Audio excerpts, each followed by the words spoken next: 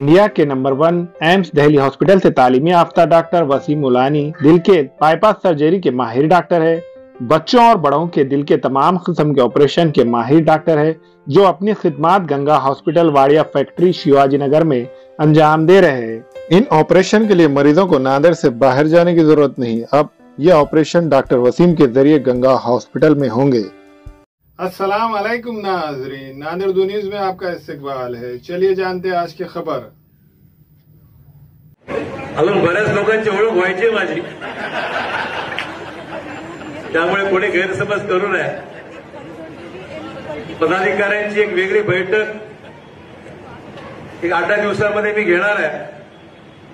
उद्या फक्त मी सन्माननीय खासदार, त्याच सन्माननीय आमदार, माजी आमदार आणि शहर आणि जिल्हा अध्यक्ष एवढी बैठक मी उद्या सायंकाळी बोलवली आहे, फक्त त्यांच्याशी हितगुज करण्याकरता आणि आगामी येणाऱ्या निवडणुकीत चर्चा करण्यासंदर्भामध्ये मी या प्रमुख लोकांची बैठक घेणार। आठवड्याभरानंतर जरूर आपले जे पदाधिकारी आहेत त्यांच्याशी मला संवाद साधणार आहे। आठवड्याभर गेल्यानंतर थोडंसं तयारी करावं लागणार आहे आणि आपल्याला कल्पना आहे की 28 तारखेला देशाचे यशस्वी पंतप्रधान श्री नरेंद्र मोदीजी नांदेडहून यवतमाळला चालले आहेत। त्यांचे स्वागत करण्याचा माझा पहिलाच प्रसंग या निमित्ताने भाजपचा खासदार या नात्याने मला प्राप्त होणार आहे, याचा मला मनापासून आनंद आहे। मित्रांनो, तुम्ही माझी एबीपी मध्ये मुलाखत ऐकली असेल। मी सांगितलं, मी ज्या पक्षामध्ये अनेक वर्ष काढली, 48 तास गेल्यानंतर लगेच टीका सुरू केली, हे माझ्या स्वभावात बसणारी बाब नाही। मी निर्णय घेतला आणि निर्णय घेऊन भाजपात सामील झालो आणि मला आनंद या गोष्टीचा आहे।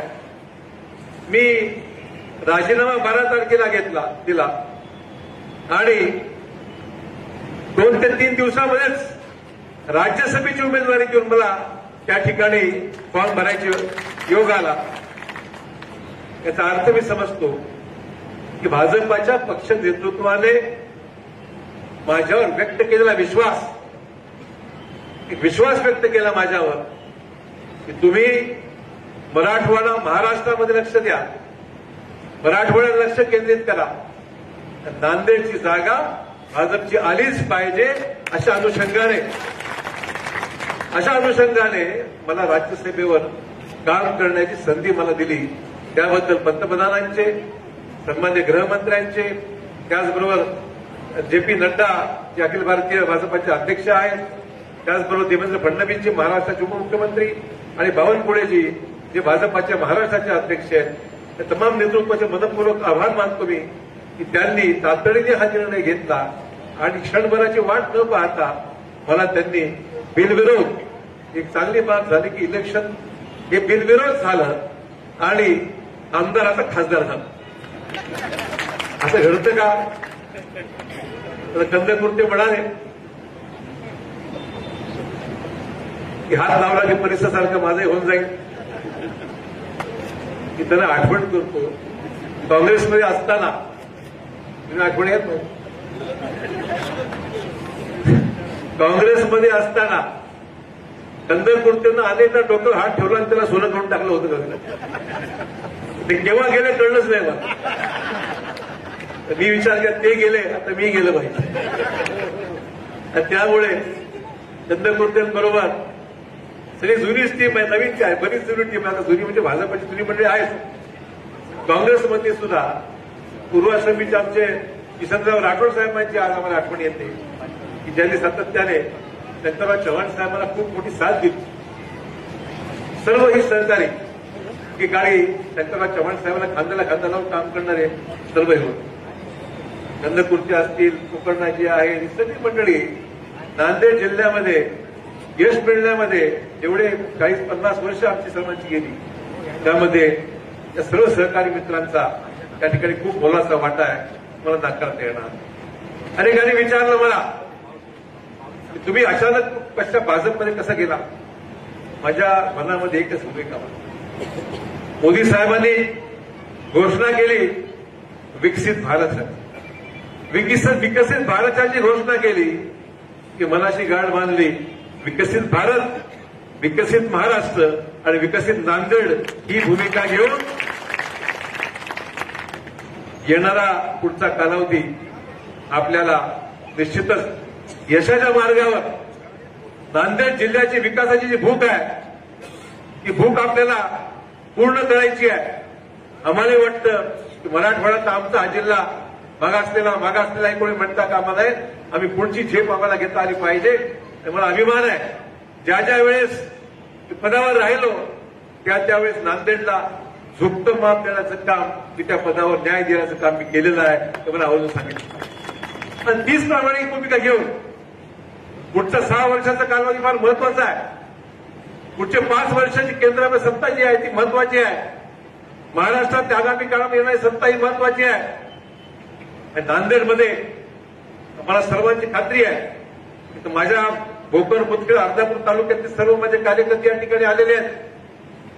तिथे मला जायचं आहे. अनेक फोन मला सातत्याने, साहेब लवकर या, आम्हाला भेटायचंय, आम्हाला बोलायचंय, आम्हाला तुमच्याबरोबर यायचं आहे. तर नांदेडमध्ये सुद्धा 9च्या 9 मतदारसंघातले सगळे लोक आतुरतेने माझी वाट पाहत होते, याची मला जाणीव आहे.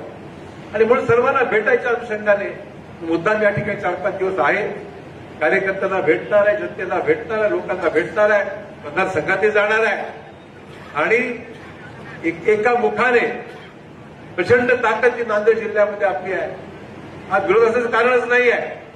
एकीकडे भाजपची ताकद आणि एकीकडे काँग्रेसमध्ये असणारा माझा वर्ग जो आहे तो मला मानणारा आहे. माझ्याबरोबर येऊ इच्छितो की ताकद दोन्ही एकत्र झाल्यानंतर भाजपाची ताकद जिल्ह्यामध्ये प्रचंड वाढणार आहे, तो कोणा नाकारता येणार. त्यामुळे आगामी काळामध्ये आपल्याला या जिल्ह्याचं नावलौकिक, या जिल्ह्याच्या विकासाची गती, केंद्रीय नेतृत्वाची साथ, महाराष्ट्राच्या नेतृत्व साथेने आपल्याला एक जबरदस्त या ठिकाणी काम करायचंय.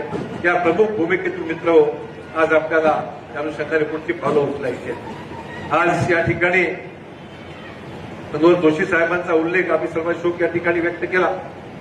मनोहर जोशी साहेबांच्या काळामध्ये ते मुख्यमंत्री होते, आम्ही विरोधी पक्षात होतो, विधान परिषदेमध्ये होतो.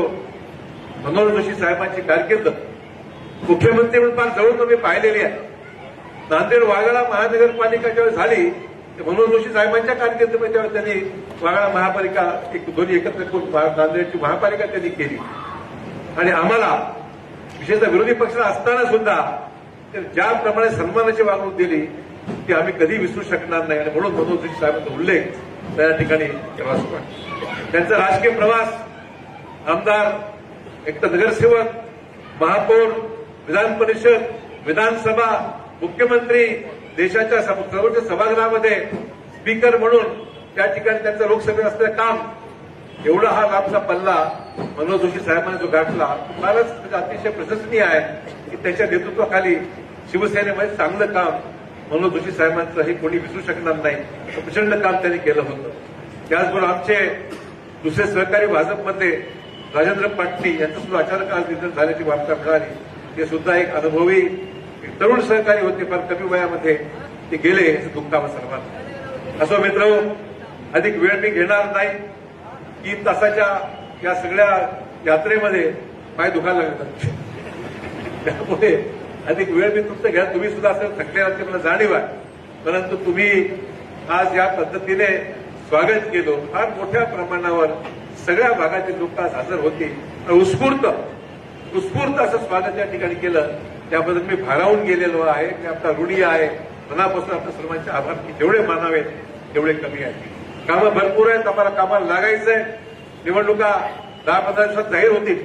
त्या निवडणुकीच्या अनुषंगाने आपल्याला खूप मेहनत घ्यायची आहे. मला अपेक्षा आहे आपण सर्वजण मिळून मला साथ द्याल. जिल्ह्यामध्ये भक्कमपणे काम करून दाखवून देऊ आपला हा जिल्हा एकदा निर्णय घेतल्यानंतर भक्कमपणे मागे राहतो. ही भूमिका आपल्याला यावेळी दाखवून द्यायची मित्र. आणि म्हणून माझी जबाबदारी अधिक वाढलेली याची मला जाणीव आहे. माझी जबाबदारी अधिक वाढली याची मला जाणीव आहे. ज्या अर्थी मला तातडीने राज्यसभेवर नियुक्त करण्यात आलं त्या अर्थी माझी जबाबदारी अधिकची आहे याची मला जाणीव आहे.